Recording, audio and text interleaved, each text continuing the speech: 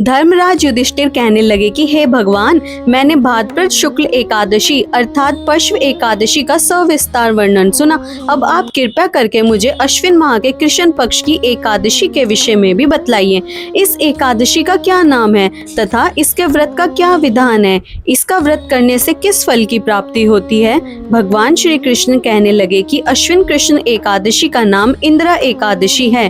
यह एकादशी पापों को नष्ट करने वाली तथा पितरों को अधोगति से मुक्ति देने वाली होती है। इस एकादशी से संबंधित जो कथा प्रचलित है उसे मैं तुम्हें सुनाता हूँ, श्रद्धा पूर्वक श्रवण करो। प्राचीन काल में सतयुग में एक महिष्मती नामक नगरी, जिस पर इंद्रसेन नाम का राजा राज्य करता था।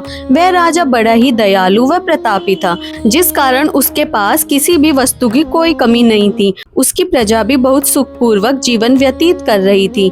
एक दिन राजा अपने दरबार में बैठा हुआ था तो उसी समय देवऋषि नारद जी वहां आ पहुँचे। नारद जी को देखकर राजा अपने आसन से उठे, उनका भव्य स्वागत करके प्रणाम किया और उन्हें आसन ग्रहण करने को कहा। इसके बाद देवर्षि नारद जी ने राजा इंद्रसेन से कहा, हे राजन, आपके राज्य में सभी सुख भोग रहे हैं, प्रजा को किसी प्रकार का कोई कष्ट या दुख नहीं है। मैं आपकी इस उदारता को देखकर अति प्रसन्न हूँ।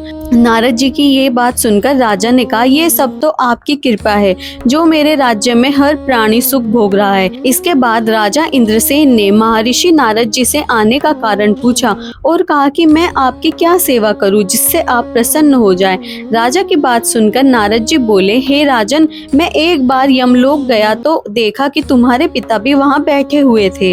हे राजन, तुम्हारे पिता भी तुम्हारी तरह ही बड़े ज्ञानी धर्मात्मा थे, किंतु एकादशी का व्रत नहीं करने के कारण मरने के बाद वो यमलोक में गए, जिस कारण वो बहुत दुखी हैं। उन्होंने तुम्हारे लिए एक संदेश भेजा है। राजा ने पूछा, वह क्या संदेश है? देवर्षि, कृपा करके मुझे बताएं। आपके पिता ने कहा, हे देवर्षि, आप मेरे पुत्र इंद्रसेन को, जो इस समय पृथ्वी पर महिष्मती नामक नगरी का राजा है, उसके पास जाना और कहना कि मैंने पूर्व जन्म में कुछ बुरे कर्म किए हैं जिससे मुझे यह लोक मिला है। यदि मेरा पुत्र मेरे किए अश्विन महीने की कृष्ण पक्ष में आने वाली इंदिरा एकादशी का व्रत पूरे विधि विधान व श्रद्धा पूर्वक करेगा तो मुझे इस लोक से मुक्ति मिल जाएगी, जिसके बाद मैं स्वर्ग लोक में वास करूंगा। यह सुनकर राजा ने देवर्षि नारद जी से पूछा कि कृपा करके आप मुझे इस इंदिरा एकादशी व्रत का विधान बताइए जिससे मेरे पिताजी को स्वर्ग लोक प्राप्त हो। नारद जी ने कहा, इस व्रत के लिए तुम दशमी के दिन प्रातः जल्दी उठकर स्नान आदि करके किसी नदी पर अपने पितरों के नाम का श्राद्ध करें और रात्रि को पृथ्वी पर शयन करें।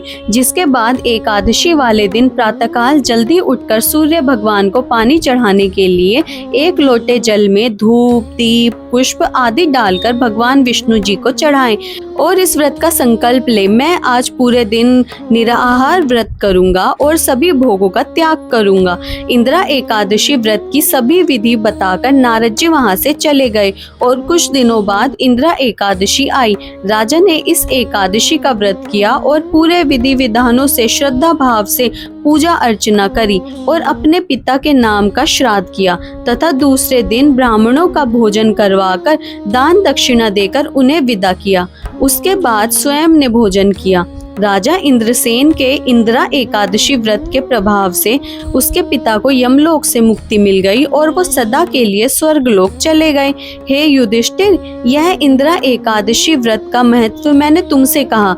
इसके पढ़ने और सुनने से मनुष्य सब पापों से छूट जाते हैं और सब प्रकार के भोगों को भोगकर बैकुंठ को प्राप्त होते हैं। जय श्री हरि। श्री हरि की कृपा से आपका दिन शुभ हो।